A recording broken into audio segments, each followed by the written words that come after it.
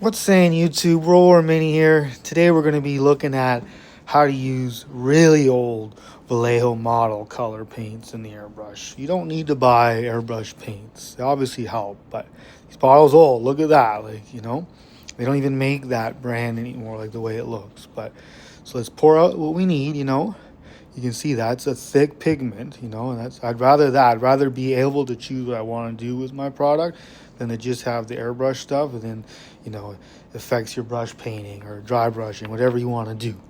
So let's get that in our cup. Remember, we never want to mix in our airbrush. Imagine you put that in your airbrush, you'd be crying. Okay, you can see how thick that is. So let's grab our airbrush thinner and let's get her in there. And at this point, there's no direct ratio. This is like a 20-year-old paint almost. Wouldn't say that old, but it is old. I've had that paint for at least 10 years. So we'll mix it up. We see it's nice and viscous. Now I found this a little too loose, so I add a little bit more paint. We're looking for, hate to say, a skim milk at least, but it does help. As long as you have a good viscosity, you're going to be fine in your airbrush. You have nothing to worry about. So let's get ourselves loaded up. I always use a pipette. Like I said, don't mix in your airbrush. You can just load in, make sure you have enough for your project. Give a good run. It's flowing, good coverage, no spitting, spider webbing, and we just smoothly apply to our subject.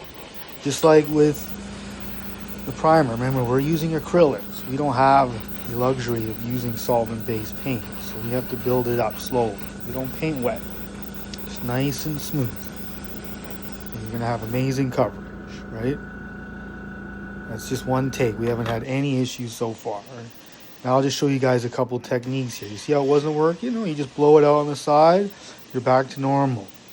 Again, we're looking for just transparent coverage, nice and smooth, not a headache. This is a 0.38 millimeter, so it's pretty much in the middle there, but look at that, it's nice. Very good. If you had xanthol, you'd have very nice coverage. Now if you want some more direct, really quick, you just rock the trigger. You do a little cradle finger like that. You can get really fast coverage and still have it nice and thin. And if you have large areas, you just do broad strokes. You mist it across. You always keep the air running. Another good thing to practice, I know you can't see that well here, is try to write your first name or any name in cursive, right? Just helps with some confidence. I can barely do it, but I still try. Another very good thing to practice is straight lines, right? Up close. This is a really old paint. Look how smooth that looks. I'm very happy.